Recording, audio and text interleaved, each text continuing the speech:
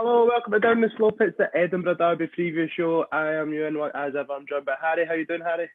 I'm all right, mate. I'm buzzing. Hibs still top of the league, same as last week, so in good spirits, mate.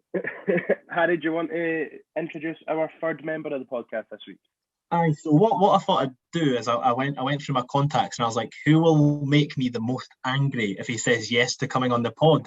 And we've got John with us today. John, how you doing? Always happy to make you, Harry. Always happy to make you angry. Yes. John's our mate from high school, big Hearts fan. John, if you want to give an intro to yourself, you can go for it. Yeah, I'm hoping to be the probably one of the most, if not the most hated members of the podcast in its history. Nah. I think that's. I mean, I'll probably have that effect anyway without even trying, I'm sure. But we'll see how it goes. It's good to be on. Thanks for coming on. Greg is currently still enjoying a long weekend with his better half. So he's, 3 weeks in a row he's been missing, or is it just 2? And Liam is on a last-minute week's all-inclusive sunning it up in Greece. So it's just the 3 of us tonight. Right, let's get straight into it. Some stuff to go over before we get into the Derby chat. Hibs women, Harry, kicked off the season, league season anyway, with a good 3-0 win over Spartans, a team that had caused us some problems last season. Obviously had a good chat with the manager last week. If you haven't yet listened to that, you should give it a shout. Good result against a tricky team that seemed to have some bad blood with us. I know it's magic. Obviously, it's somewhat of an Edinburgh Derby because before a few years back, Hearts weren't really relevant in the women's football scene. So obviously, Spartans was the closest thing that Hibs had to a rivalry. It's the type of thing Spartans tend to up their game. They're not particularly the best team in the league, but when they play Hibs, they seem to play like it. So it is a really good result. I think that the American, I've forgotten her name off the top of my head, Alex. She got a goal. That's the one. She got a goal. So it's nice to see them all hitting the ground running. Obviously, the League Cup group stages, as I said, it could potentially have been a trap, beating teams that they're obviously substantially better than, but now they've kicked on and won their first league game. Yeah, and it was good to see a pretty decent crowd at the Tony Mac yesterday with Ron Gordon there as well. So that's good to see that hopefully there's more support and more connection between the women's side and the men's side of the team as the year and the years to come progress. But just before we move on from that, John, obviously Hearts ladies had their first game of the league season. Do you want to tell us about that? Yeah, it was a very interesting game. I tried to keep up with it as best as I could. Obviously going down 2-1 against Hamilton Accies. It was a very contentious game, to say the least. I don't know if either of you have seen much of the highlights. I watched the highlights back myself because Hearts posted them on YouTube. The winning penalty that Hamilton got, it was contentious, to say the least. If you were to see it back, basically the Hamilton striker runs into the Hearts goalkeeper. Hearts goalkeeper gets the ball first. Striker slams into her, but the referee gives the penalty to Hamilton. 3 penalties for Hamilton as well in that game. So fair to say it was not a great one for Hearts. But yeah, I'm very much looking forward to see how they get on, because obviously they've brought in a new head coach, Eva Olid, who I think that's how you say her name anyway, who sounds very impressive. The likes of Jill Savage speak very highly of her. So I think it'll be very interesting to see how they get on this season. And yeah, as you say, obviously now you get obviously your proper derbies back for Hearts and Hibs in the women's league. So 2 or 3 weeks time as well. In the women's game, so it'll be interesting to see how that goes. I think Hearts obviously won the first one last year, and then Hibs, I think there's 2 more after that. I think Hibs won them both pretty comfortably. Scotland, so we've not got any game to review. Kevin Nisbet started on Saturday. Harry, what did you make of his performance? I only got the first half. The UFC was on, so I watched that from then on. But first half, the team just looked a bit flat. It was quite disappointing. Following the Euros, the one game we played well was England, and we kind of went for it the entire game. And we played against Moldova, and we did look pretty reserved on the ball, which was quite frustrating. Nisbet, obviously, a great bit of football, linking up with Patterson for the goal. apart from that, I did see him get a bit of dog's abuse on Twitter. I don't think that it's quite warranted singling one player out. I think they were all as pish as each other. But I think he had a better game than Dykes. Dykes done nothing apart from score a tap-in, which obviously will put him in the good books because he's on the score sheet. But apart from that, I thought he was pretty anonymous. But yeah. Yeah, no, I would agree. I don't think Nisbet was the worst player in the park. I don't think anyone in the park was that good, to be honest. But at the end of the day, he probably should have had 2 assists if Patterson. Obviously, it was a good save for the keeper from Patterson, and Gilmore really should have scored as well. And I think if you're looking at him with 2 assists, you're probably looking at him at a different level. But I agree. I thought he'd done all right. I don't expect him to start against Australia. I'd imagine Shea Adams will come back in. From a Hearts point of view, Craig Gordon, he never really. He was getting a bit of stick, wasn't he? On the back of the Denmark game, he was getting a little bit of stick, but I don't think he could have done much with either of the goals. I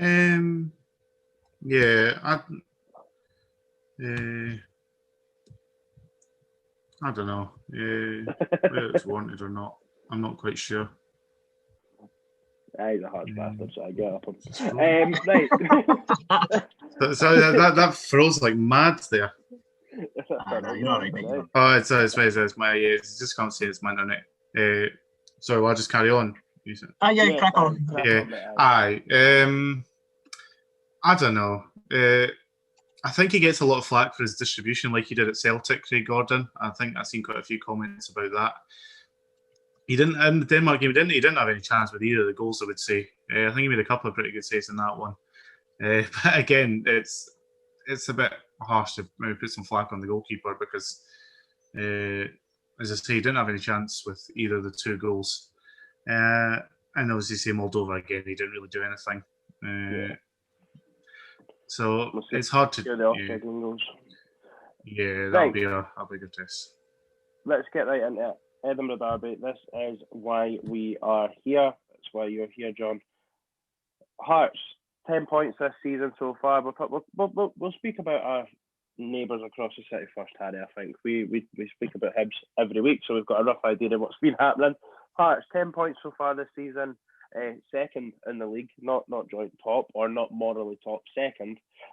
What have you made of the start to the season so far? I'm glad you got that in about us being second. It's interesting because we've had a very good start.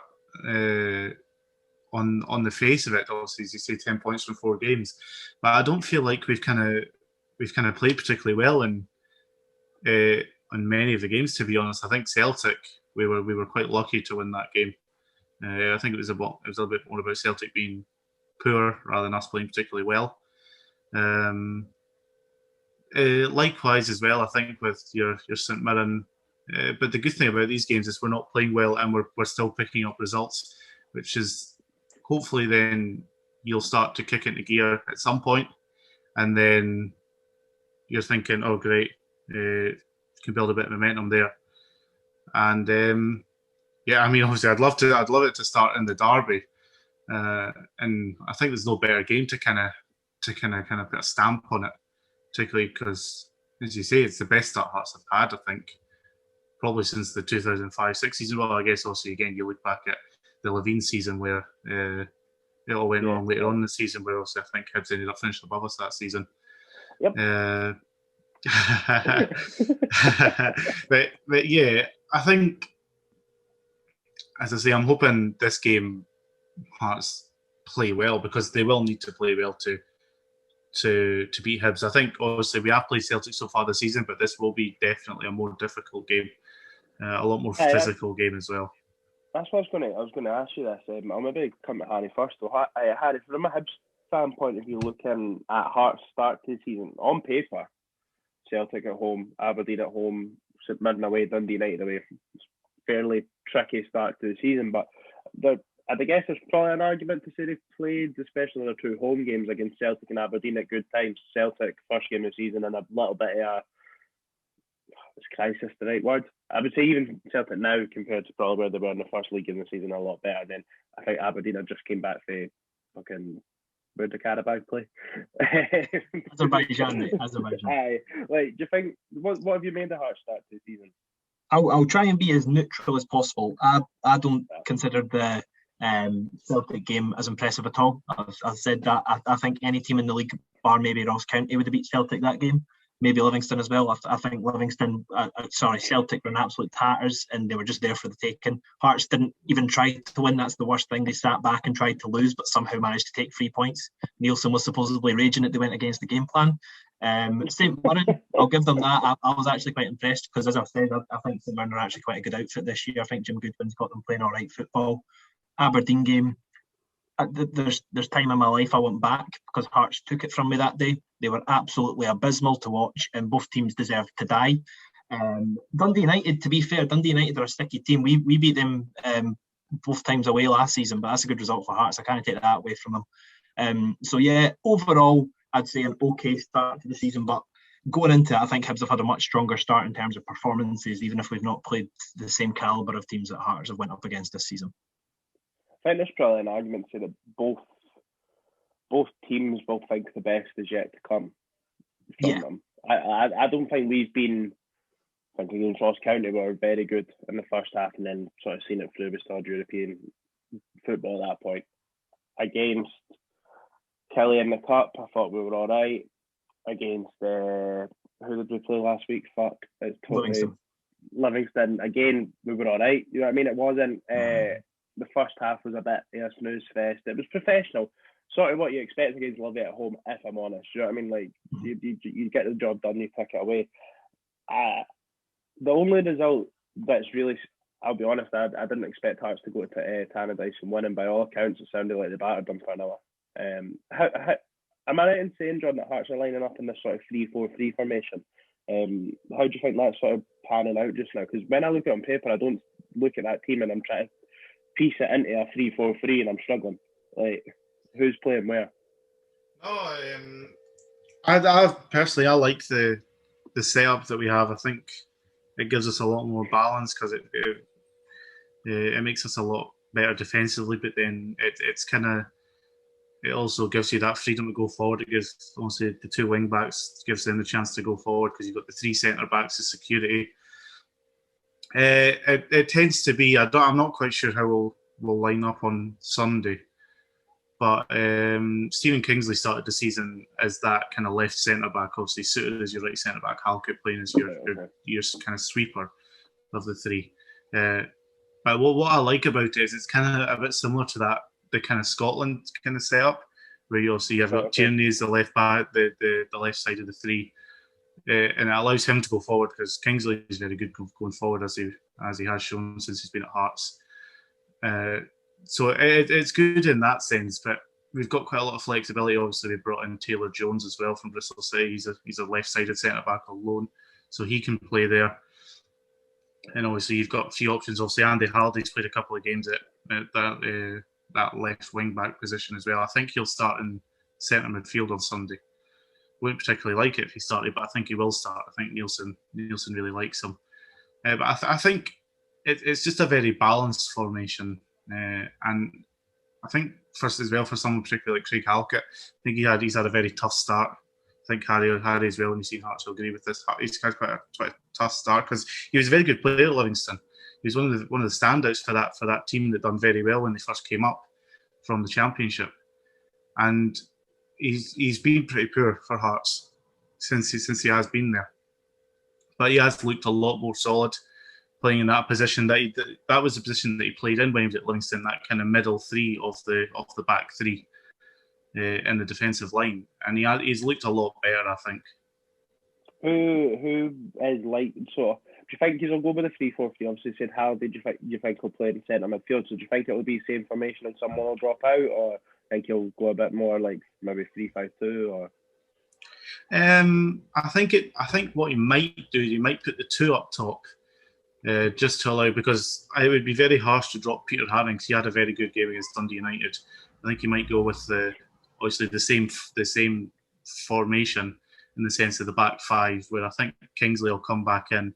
He'll go to that left centre back position. Alex Cochrane will go back up to left wing back. And I think it'll be Halliday, Haring, and obviously Beningame in the centre midfield. And it'll be interesting to see who he plays in that forward position. Boyce is obviously a guaranteed starter. As to who plays up there, obviously Nonduye scored off the bench against Dundee United.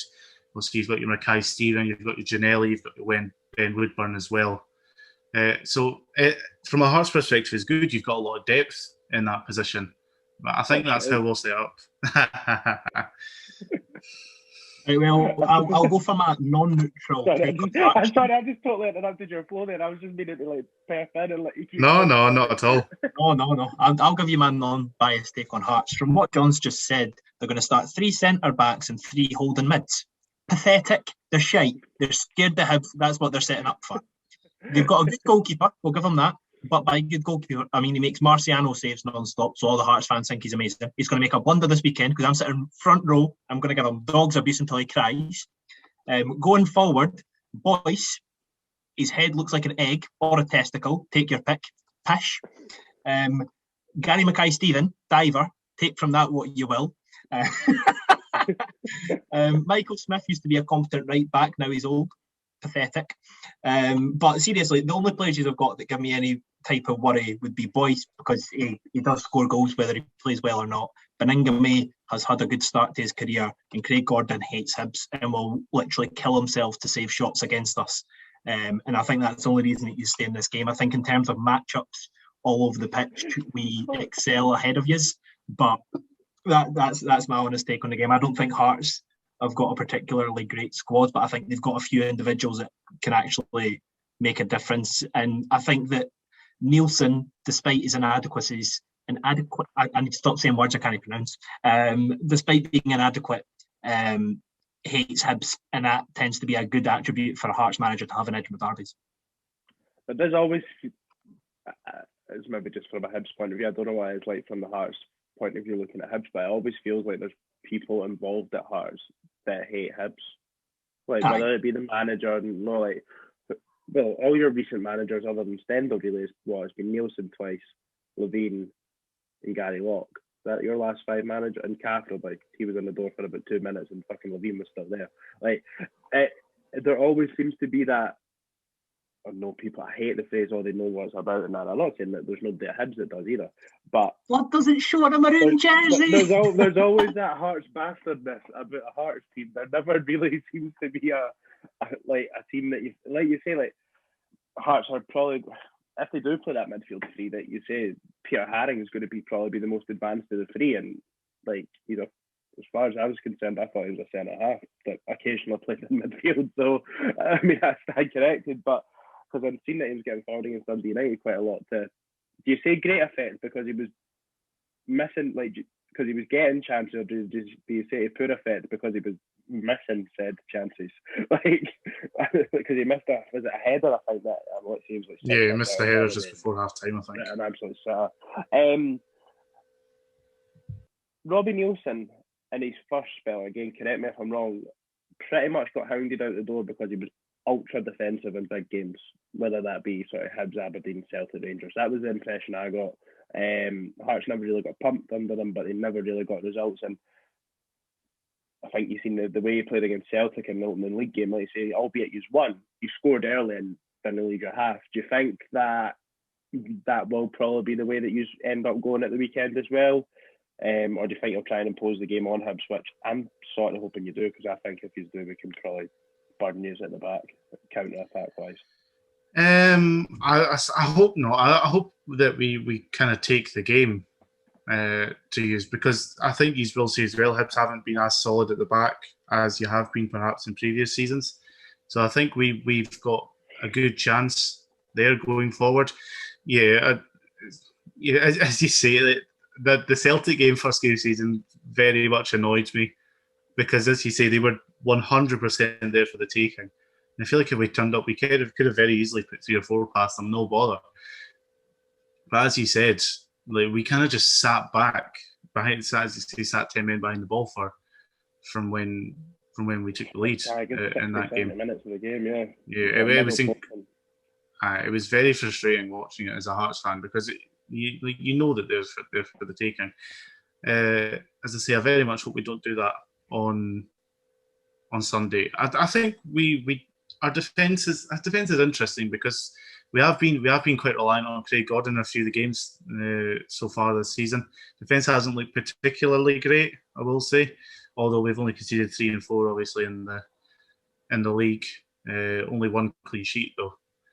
And but I think the way that he'll try and play, because Hearts this season, from what I've seen with that back five, like to play out from the back. They like to play that football, which is what Nielsen done in the Championship anyway in his first spell. And I think he done it as well pretty well when we went up to the Premiership, also finishing third in that first season. So it's successful for us, and he has got the players in to play that system, because obviously you've got the two kind of ball playing centre backs in Kingsley and Suter that can both get forward, and then obviously you've got your likes of Halliday, Haring, Binnington that can all kind of drop in if they want to push forward. So we have the players to play good football and offensive football. But it's definitely frustrating when Nielsen kind of opts for this defensive approach.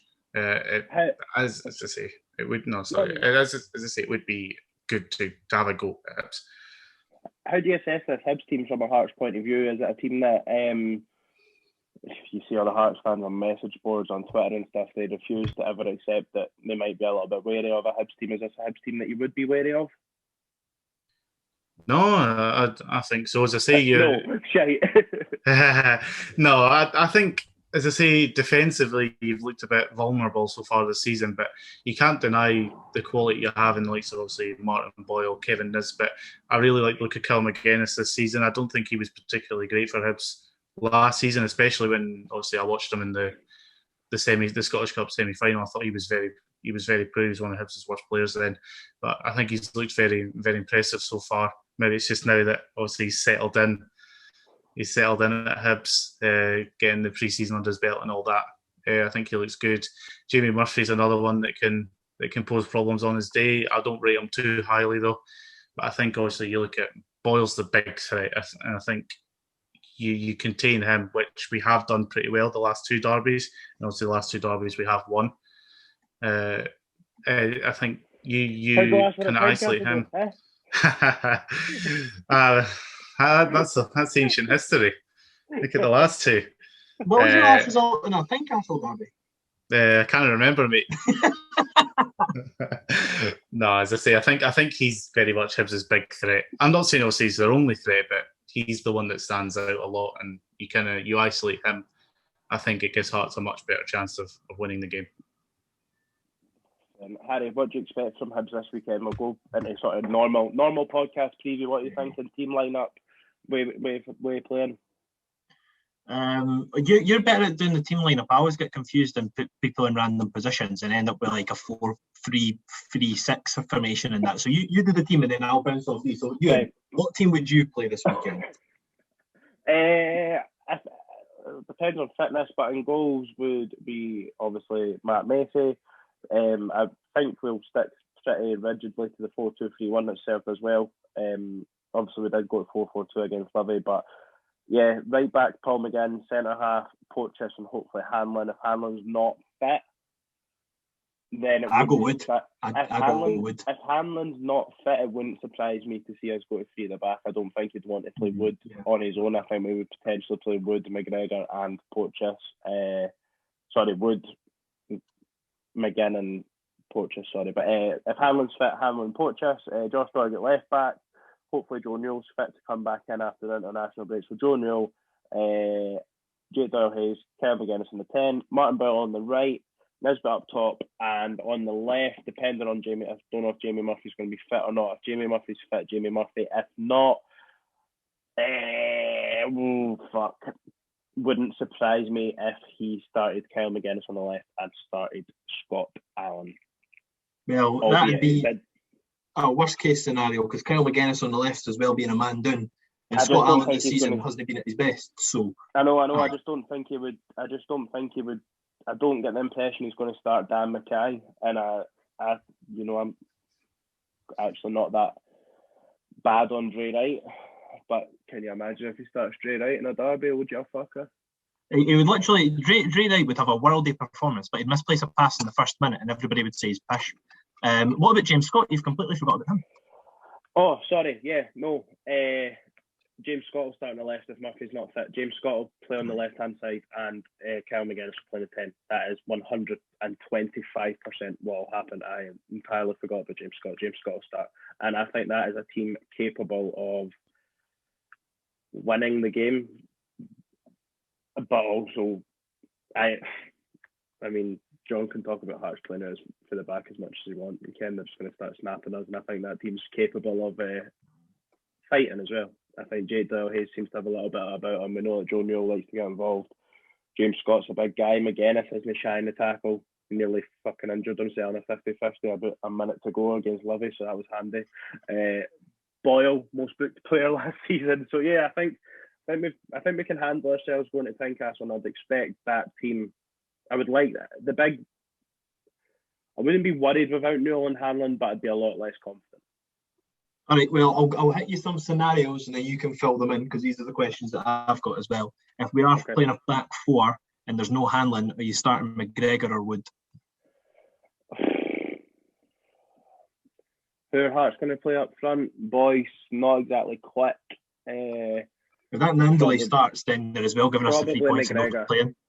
I'd probably just go with McGregor, but I wouldn't mind saying, you know what I mean? Like, I wouldn't mind Wood starting. I just don't know if it's the best idea, but I would probably just go for McGregor, because at the end of the day, McGregor and Porteous just kept a clean sheet before the international break. All right, John, what are you going to say about Nandley? I've flagged him off his pish. What should I come back to that? Was there not a question there?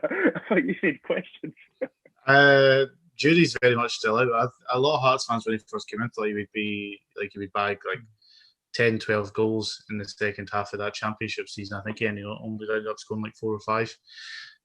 He hasn't been particularly great when he's come on, I think. Obviously, he got the goal against Dundee United, but again, the best is very much still to come for him, I think. What I will say, going back to when you were talking about McGregor always seems to have a good game, I think, at Tynecastle against Hearts. I think the thing is with McGregor at Tynecastle is the thing I think with McGregor, he plays very well when the game's in front of him, and when he's playing at Tynecastle, obviously, I don't think it's a myth to anybody, but with people like Boyce and Angeli up front, he's are going to play long ball, and that's the type of football that suits McGregor. When he's got a big guy in front of him, he can hug and just put pressure on. That's where he thrives.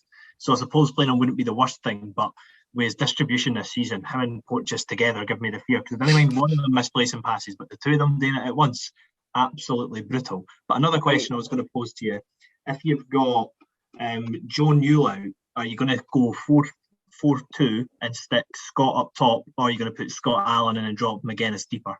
Or do you absolutely shock the world and play Alex Gogic, so we've got a bit of buff in midfield, even if we can't play a 5-yard pass this season? Am I picking my preference, or am I going in Jack Ross's head?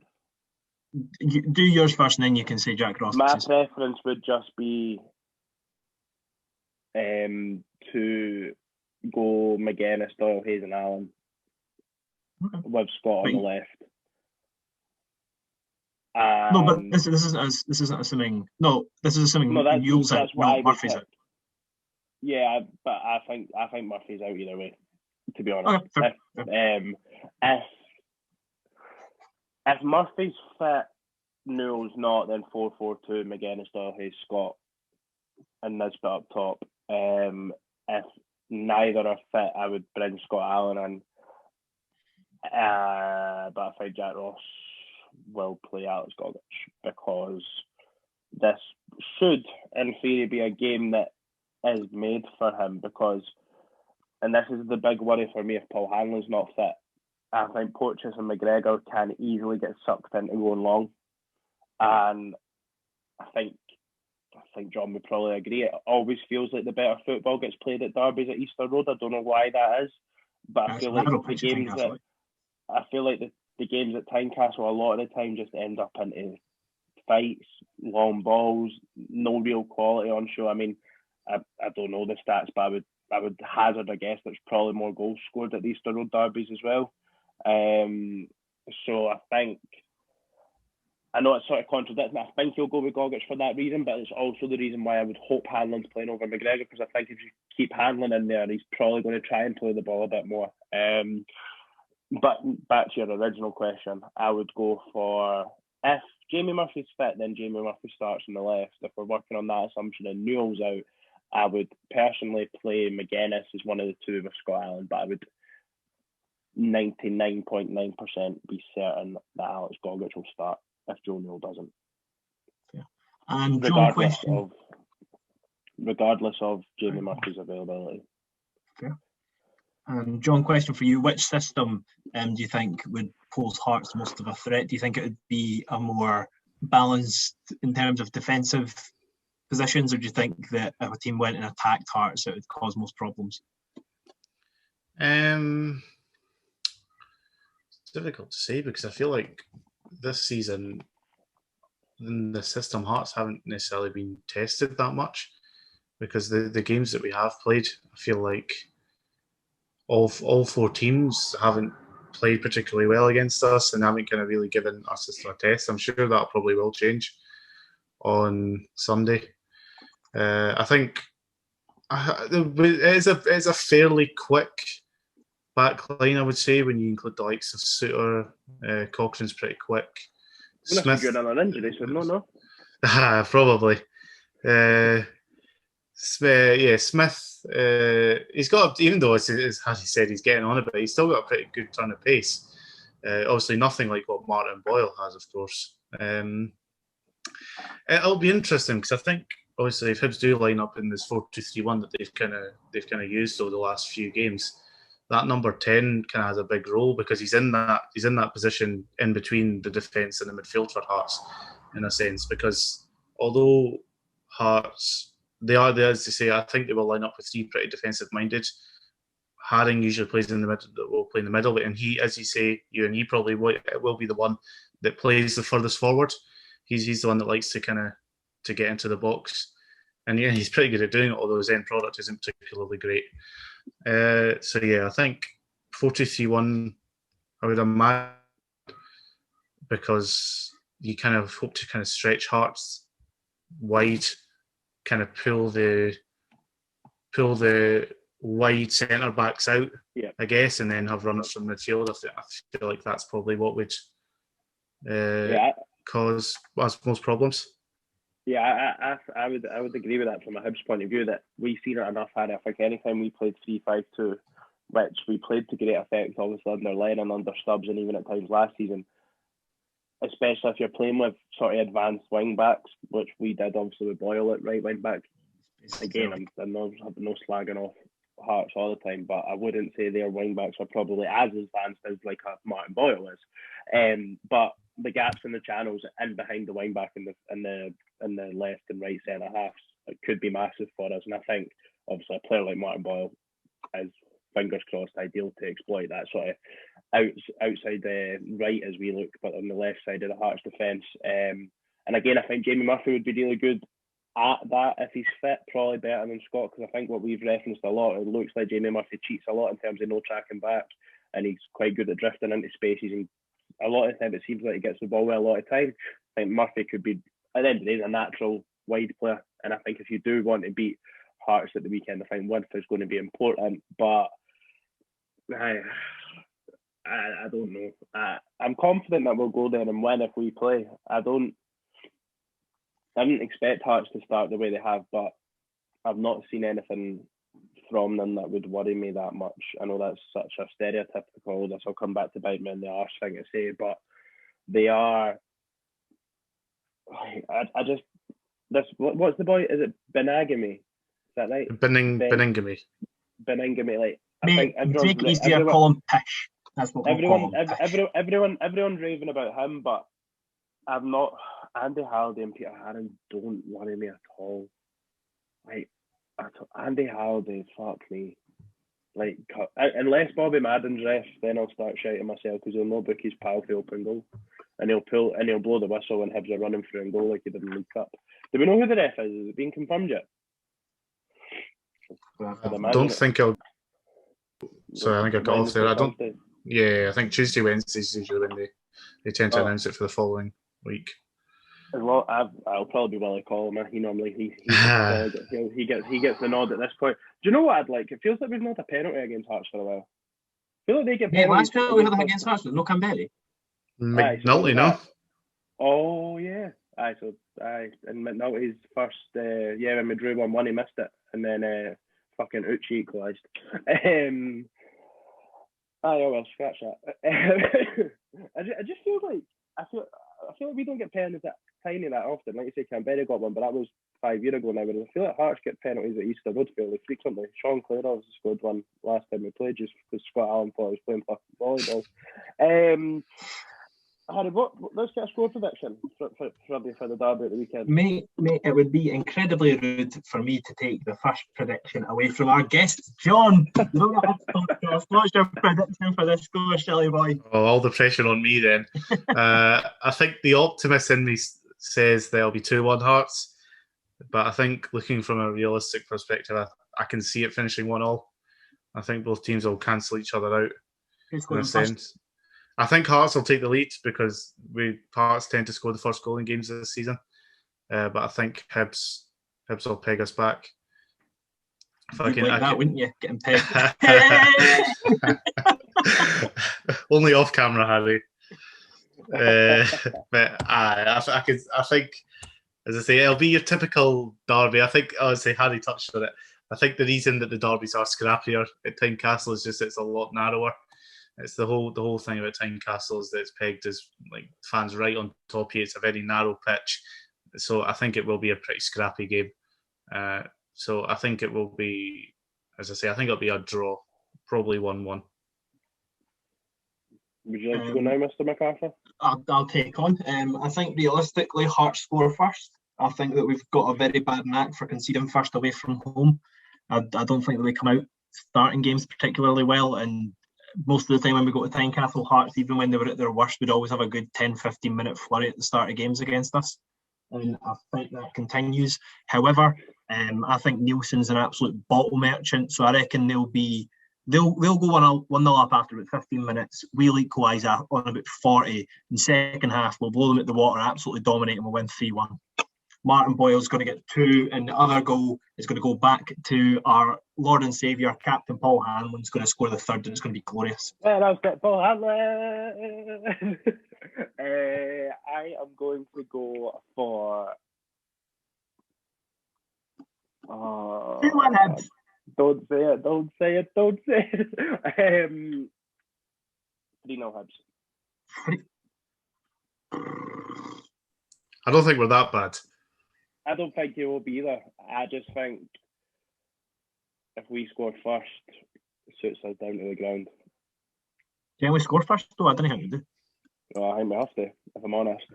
All right, fair. It's interesting because obviously Hearts haven't gone behind this season, I don't think, in the league, so it'll be challenging to say the least, I think, if Hibs were to score the first goal. If we don't score the first goal, I think we could be in for a long day. I know in terms of getting battered, just in terms of sitting there frustrated because we can't get past the 6 men at the back they've got. Exactly. No, 6, is that it? 6 centre backs, mate. You've got 2 wing backs. We'll give it 8 at the back. Exactly. I think I'm not letting say it. I think this sort of game could suit us. And I am being, that is definitely with the heart saying 3-0. Like it's not with the head, but I don't see we're due a pumping, I think. To be fair, we've been saying that for about 8 years, mate, and it's still never come round, eh? No, I mean, we've been doing them a pumping. No, I mean that season. No. I don't mean against Hearts. Well, I do mean against Hearts, but I just mean in general. I think we are trending to give a team a battering. Why not this weekend? And I do think that we've been due Hearts a scalp, and I think we've missed a few occasions where we probably could have. The last game at Tynecastle being the main one.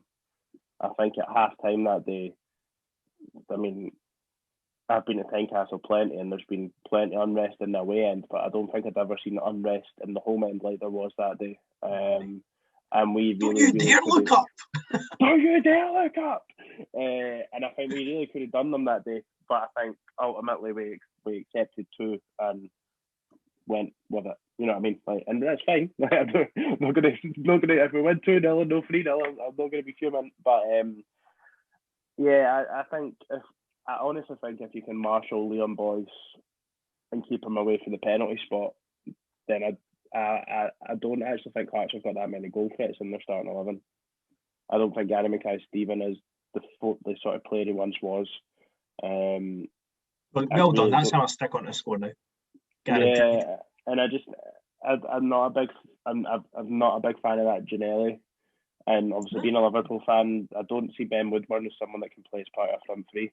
Oh, I forgot he existed, man. He's irrelevant. He's a kid. Nothing. Yeah, but they also stole the Martin Boyle song. Can you please shed some light on this, John? What is it? Were you stealing Hibs songs? I honestly I haven't heard. I've only heard the Ginelli one. Is that the Ginelli was the Star. It might be, yeah. No, it was the Ginelli one actually. Is that the Starman one? The Ginelli one? I honestly couldn't tell you. I know we had a new song that they kind of piloted at Dundee United, but I don't know. I can't remember the tune, if I'm honest. No worries. Right, Harry, you have got for the first time this season is it a Hibs quiz? Is it a Derby quiz? It's more of a Derby quiz, but I'll be arrogant and I'll be self-righteous and I'll name it after myself regardless. Hello and welcome back. We're on to Harry's segment. We're going on to Harry's Hibs quiz. If you've not heard a Harry Hibs quiz before, it is essentially me asking questions that are vaguely related to football and the boys attempt to make them an answer about Hibs, or in John's case, Hearts. And we're going to have a Derby special. How are we doing, boys? Are we excited for this one? Oh, buzzing, mate. I'm thrilled, mate. It's been a long time. John, for you, as one of our new contestants, just in terms of the scoring, it makes absolutely zero sense. I will give and take points as I please. I've already lost then. Not exactly, mate. Exactly. If you keep that attitude up, you'll be getting deducted points for days. But anyway, you are playing against comfortably the worst Harry's Hibs record going. The boys for Long Bangers came on, absolutely dished me up. Greg and Liam comfortably dish me up every week. So don't get me wrong. I think you're going to be all right. I'm not being dramatic. So. The most points I think I've given out was 11 once, and then the lowest points I've given was -3, and the next two lowest points were -1 and 0. And Euan just takes all the low awards. I wouldn't be surprised if you broke even for the season, to be honest. But going into the question, you know what we like to do in the Hibs quiz? We like to break contestants down. All right, take me back. What is your worst memory of an Edinburgh Derby? Oh. Whoever wants to jump in first, feel free to go on. I think John should go first. Right, John, you're the guest. You go first.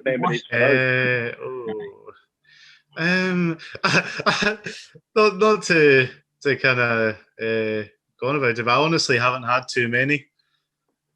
Aye, but mate, if you didn't give answers, you get deducted mega points. You just have one that you're fuming at. I think the Ross Caldwell one sticks out, obviously, with the late, obviously, what was that, injury time winner, especially since obviously we were winning that game. It's always worse, I feel like, losing at Tynecastle. That game, obviously, as well as you mentioned last year, I wasn't at Tynecastle for the 2-0 game. Not last year, sorry, a couple of years ago. But it is comfortably one of the worst, if not the worst, Derby performance that I have seen. Obviously, I was only 3-4 years old for the 6-2 game, the Pat Lining game.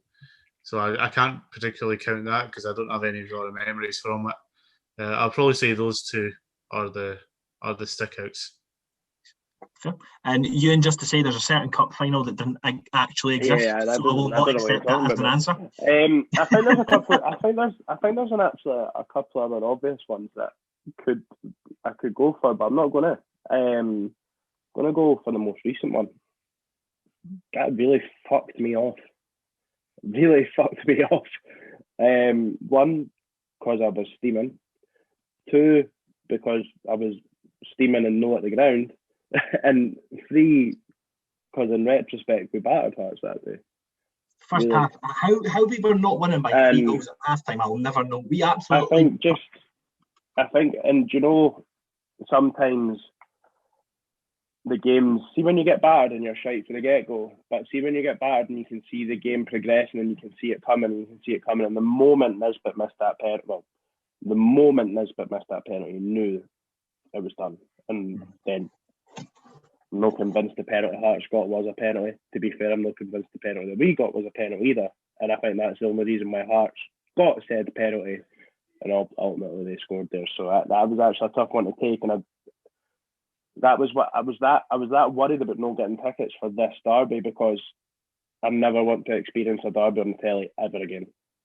It's torture, mate. And at least when you're there, like, the atmosphere sort of sucks you in, feel the game passes a bit quicker and stuff. Torture. Honourable mention from my perspective, I think that the Aleem Ozturk game, that was an absolute heart-wrencher. Because Hearts were pished that day, and Mark Oxley decided to stand 22 yards off his line and get chipped for the halfway line. So that one was a bit brutal. Paddy's doppelganger. Wrong. Me and Mark Oxley look nothing alike. I'm a Specky, and he plays for Oldham. Then, John, honourable mention for you. I would have thought that the 1-0 game, Jason Cummings, in the replay, because that was essentially the moment that Hearts fans deemed that Nielsen handed Hibs the cup. For those, if either of you had named those ones, he's would have got a bonus point. However, he's both gave good answers, both looked a wee bit heartbroken. So, going after round one, we're sitting at one each. He's both get a point for that. So well done, boys. You're on the. Can I propose another option for Hearts feeling it? Of course. The 3-1 replay when we were 3-0 up and cruising it, having just won the cup, must have been like that, like, because that was just a fucking party that night. Like that carry had been nice to experience. It was great for me. For the club. I think I was at those games. Yeah, the 3-1 was not great. Even the David Wallace win. Oh yeah, Lucas game. Well, aye. That was not fun. So actually, that's up there with one of my favourites. Actually, really enjoyed that. It's such a weird one to say, but it's actually up there with one of my favourites. I think because I'm still fairly young at that point. Like, when was that? 2013, 16. Right, next question. Right, next question. We'll take it away for football. We've got a few football ones lined up. I've got a few stupid ones lined up. Stupid one. If you had to compare the Edinburgh Derby to a TV show or a film, if you can put one episode of a TV show, perfect. Which would you choose? If you need clarification on that question, because it didn't make sense, let me know. The episode of Still Game, and I want to say the 7th series, when they're playing the walking football tournament. Now, we're going specifically for Tynecastle derbies here, because there's very little football played. It's very stop-start. And then Hearts just bring on the Vide to start kicking cunts when Hibs are getting it. Hibs are getting anywhere. Good answer. I really like it. I can just picture this weekend Andy Halliday having to go on Winston. His leg just snapping in two. Can he beat it? It's a tough one. Because, like, Harry knows I don't really watch many TV or film for that matter. Well, you could say it's like in Avengers Endgame. It's like the fight scene when everyone's kind of all together at the end, all trying to batter each other. Especially as you say at Tynecastle, I feel like that's very much kind of a good representation of what it's like. I especially remember that. I think it was the Scottish Cup game where we drew 0-0, where I think David Gray got halved at the very end by someone, and Hearts should have been sent off. I think that was the 3-1 replay. Yeah, it was 0-0, yeah. That was a terrible game. I was going to say, that was a really bad derby. I feel like if I had to pick one in particular, that's kind of what that scene would be like.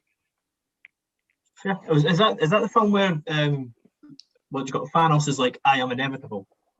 No, that's the Infinity War. So Endgame's obviously the last one. I haven't got a fucking clue what you're talking about. No, Euan's not even seen Lord of the Rings or Star Wars, so his I have seen Star Wars. I love Star Wars.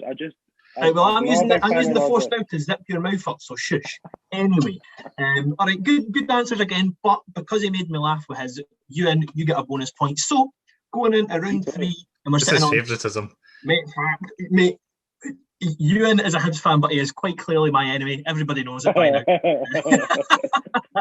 All right, so we're sitting on Euan 3 points and John on 2 points. But to be fair, John is also my enemy. Used to get on like a kettle of fish. If that's that kettle of fish, barrel of fish, what am I talking? Let's go, Harry. Anyway, moving on. What is I'm your losing people by the second? Ken, what is your favourite non-footballing memory of the Edinburgh Derby?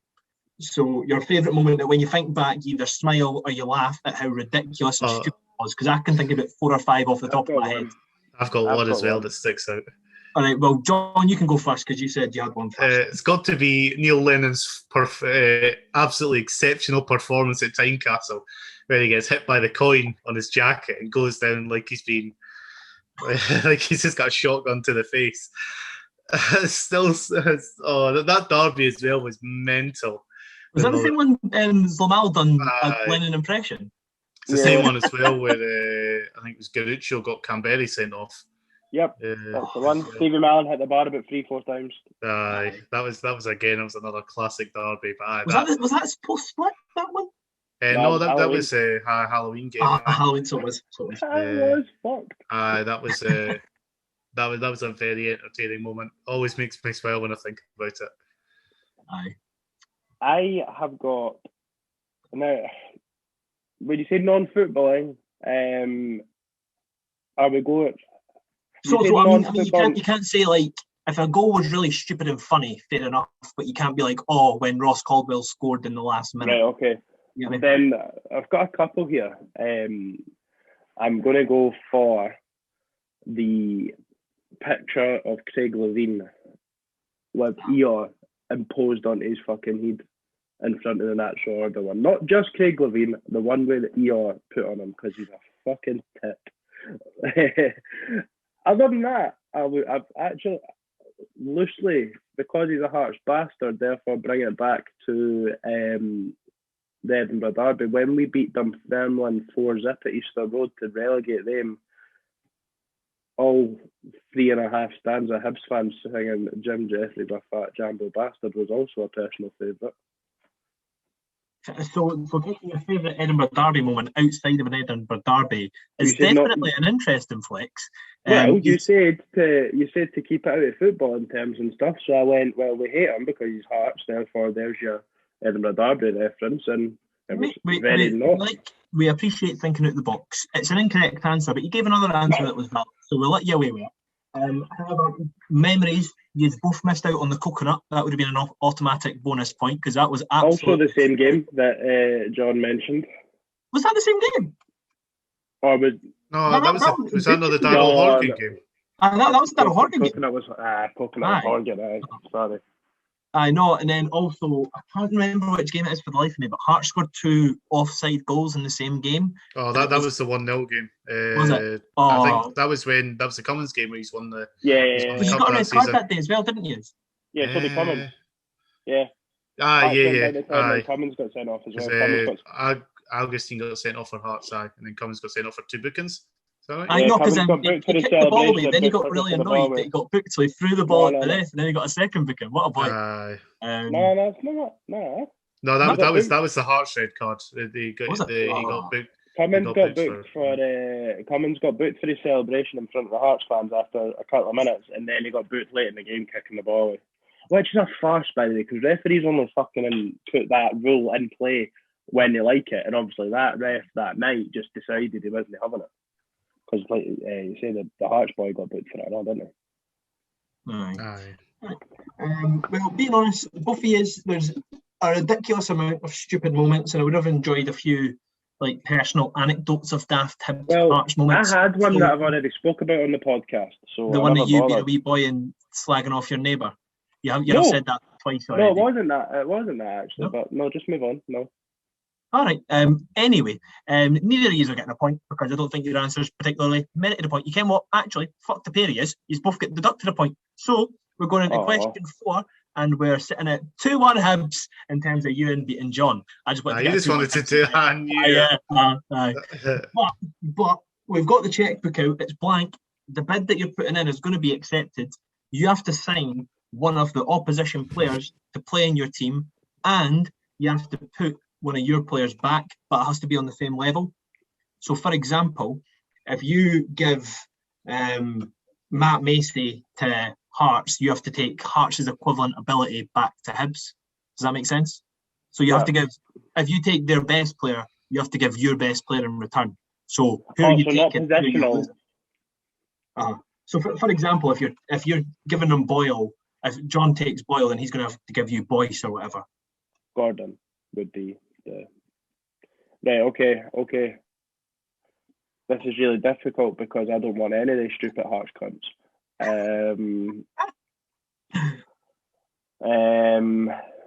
And also, just to say, in terms of points, if you've not given a fair, balanced answer in terms of who you're swapping back and forth, you will be deducted points instead of rewarded them. So bear that in mind. I would take John Souttar because I would put him as maybe Hearts' 5th best player. I would probably have him third or fourth. Let you finish again. Go and after. I would, in exchange, give them Dre Wright. and in exchange, I would give them Jurgen Galantes that we just released. No, Joe Neal. Because I think we could survive. Now, hear me out. If we bring in John Souttar, we need to go to 3-5-2. And I think we could survive potentially with a midfield 3, getting the best out of Scott Allen as a 10 and a 3-5-2, with Kyle McGuinness in the John McGinn role and Jake Doyle-Hayes in the Dylan McGeoch role. And I think Souttar would probably just edge out Paul McGinn at right centre half. I'm trying to say that with a straight face. All right, okay, I'll accept that answer. That you've not been deducted points, but John, if you can come up with a better answer, you can make it tied going into the final question. I was just going to think a really stupid one. Like, I'm just trying to think who's an absolute banter player at Hibs. I guess I'll keep talking about Dre Wright. You seem to love Dre Wright. I feel like it'd be banter if I said Lewis Stevenson. And then starts for Hearts, so it's all right. No, Kingsley and Cochrane, come on, we're not that bad. No, just how dare you fucking blasphemy. No, I think one that sticks out for me very obviously is Kevin Nisbet. I feel like I would take him, and I kind of see him maybe as like third best for Hibs. Who did you say about him apart from Boyle? From an outsider's perspective from you, everybody seems to think that Boyle and Nisbet are the top two at Hibs. You rate McGuinness, though, don't you? I do rate McGuinness, yeah, but again, obviously, he's had a very good start to the season for us, but as obviously, it's only been like 4 or 5 games. Yeah. Maybe second then. I just kind of, for some reason, I thought that it was someone. Maybe anyway, the question is, who are you sending Hibs in return? Who are Hibs getting?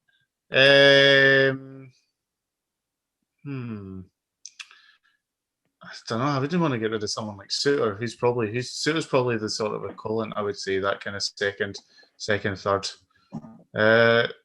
We'll go just because he's had a very good start to the season for Hearts, but as I say, it's only been 4 or 5. We can give you Benny Beningame, and we'll take it. That's interesting, to be fair, because that's smart tactics from John. To be fair, that's a position we're already very strong in. So, and I'd say that's probably relative in terms of the two players.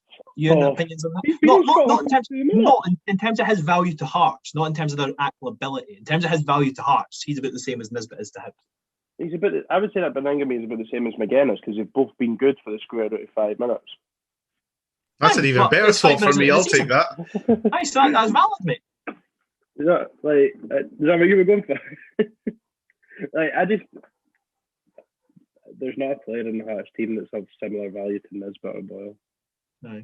To be fair, it would have been incredible, Pat, if John had swapped like Lewis Stevenson for some like bench player at Hearts, and then was like, just so you have to watch Lewis Stevenson wear a Hibs top. That would have been incredible shit house. I'll just give you Andy Halliday, and we'll take no one in return. How about that? Imagine the scene. I'm going to get like minus 10 points for that, aren't I? Oh no, you tell what we like shit house today in this game. So anyway, tell what you both get the point back from the last round that I took off you. So going into the last question. Going to the last question, question 5, we're sitting at 4-3. 4-3, so you've both got a point and a bonus point because I like your answers. Nice bit of creativity going on. But anyway, you know what? Hibs and Hearts, we've done. Everybody kens the Edinburgh Council. They've been an absolute joke in terms of getting fans back in the ground. So we've got 2 new political parties. We've got Hibs and we've got Hearts. You both are vying to be Prime Minister or whatever you call it of the Edinburgh Council. What 3 rules are you going to impose to make Edinburgh great? And if you include football in it, you might receive some bonus points. I think. Sorry, you start. No, you can go, mate. The one that stands out for me big time is that stealing from charities is now legal.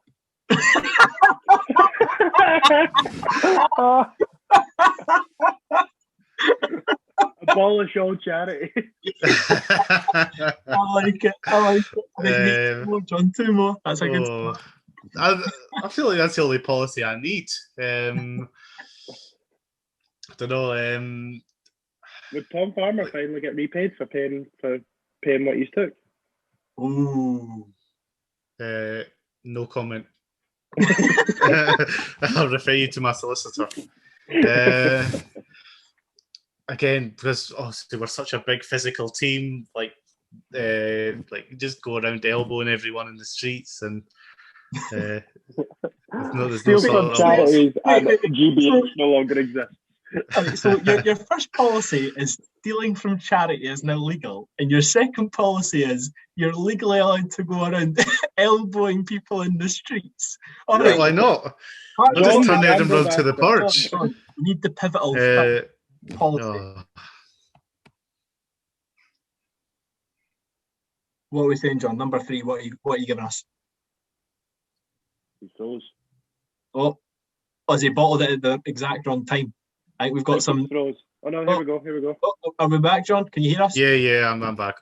Super. All right, we need policy number 3. Number 3. Oh, I think there's just got to be. It's a good one. Obviously, everyone loves to spit on the heart of Midlothian on the Royal Mile. I think that's now punishable by death if you do that. All right, fair. All right, so we've got death penalty brought back. We've got legal elbowing in the streets, and we've got stealing from charity. For the last one. I'm not gonna lie, you in terms of me, that's a pretty high bar to beat. You've got some making up to do already. Finally, give Gorgie the Tesco the residents have been wanting for many, many moons. Oh, all right. So we're helping improve the area by getting rid of that dump that they call Time Castle. Okay, interesting. And then once they have their Tesco, Gorgie and its surrounding areas, i.e., I would probably go as east as probably just about then to Haymarket. Just basically anything on Edinburgh that's known the Hibs top this year. Put a Simpsons movie style fucking dome on it. And watch them start fucking eating each other, murdering each other, that would be the second rule. Just watch. Wait, so sorry to interject there, but John, do you not do that anyway? Exactly, that's my point. That's why you're seeing it. How did you find out about this? This was a well-kept secret.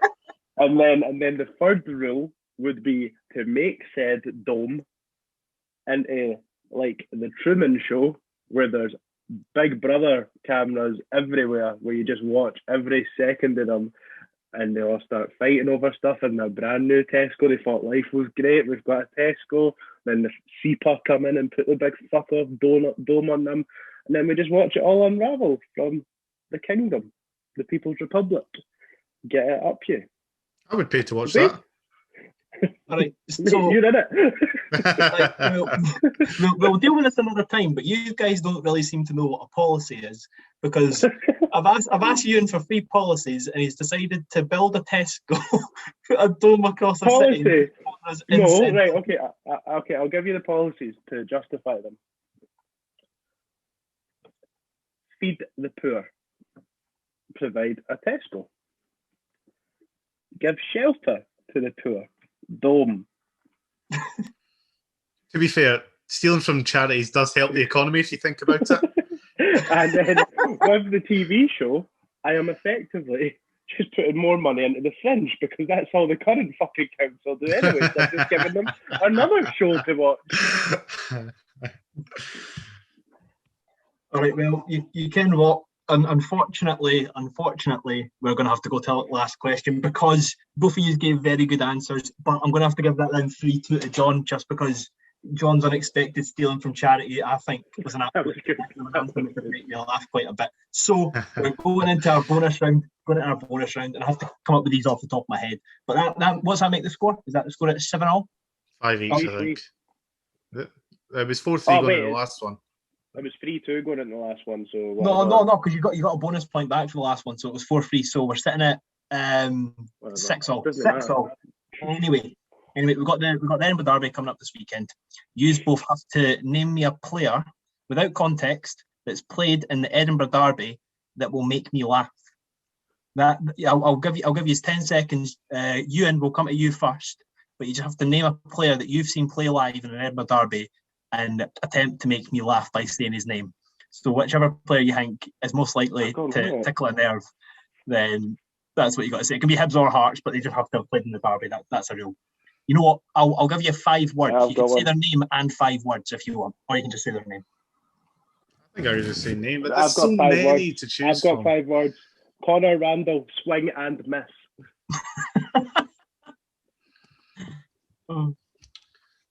I feel there's so many for Hearts.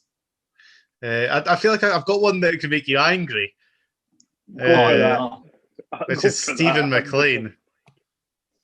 Oh, you adding context to it? I mean, look at him, Harry. Do you really need to add context? He's one of the angriest football I've ever seen. Oh, God. Oh, there's so many. You know what? Edinburgh Derby's coming up this weekend, boys.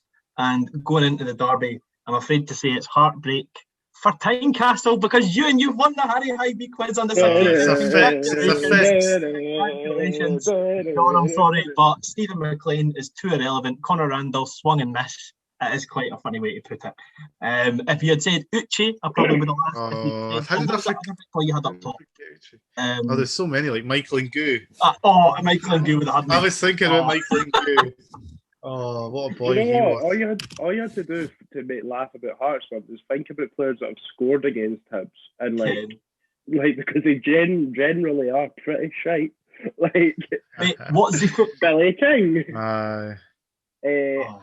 Gary Brown, Dale Carrick, Callum Elliott, Gordon Smith. Who's the worst player? Before we wrap up, who is the worst Hibs player? Because that is a theory of mine. I think the worse the Hearts player, the more likely they are to score. So I genuinely think Andy Halliday might score at the weekend. Like, who is the worst Hibs player that you can think of that scored a Derby goal? I honestly can't think of any of our banter players doing enough to score. Ross Caldwell was pretty poor. No, John, you've not listened to the pod enough because you used to think that Ross Caldwell was the best striker. Was it Ross Caldwell and Danny Handling? No. Danny Handling. So what it was, and after, I was going to say it was before that, but actually it was going into that summer. Because obviously Ross Caldwell had actually come in at the end of that season, done okay. I think he scored 2 goals in the split, obviously one against Hughes and then he scored against St Mirrenshire. Because that was a bottom 6 derby, wasn't it? Oh, what a time to be alive. I think it was televised. It probably was. No, it was. It was on ESPN. And then we, so I tweeted that summer saying that Danny Handling and Ross Caldwell were going to fire him for a successful season or something like that. Wow. And John, you'll like this one. He also said that Sean Mackey should be starting ahead of Josh Doig. Harry, I never said that, man. Oh, Sean Mackey's slowly and loyal. Yeah. Right. But John, you got anything you want to plug? No, not particularly. I'll be plugging Hearts' demolition of Hibernian on Saturday. John, that couldn't be any less smooth if you tried to make it less smooth, mate. I'm not gonna lie. Hey, that just sums me up. I'm anything but smooth. Yeah. Right. Edinburgh Derby on Sunday.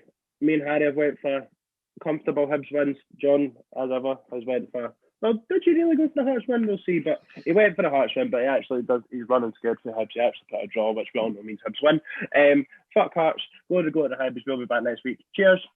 Bye.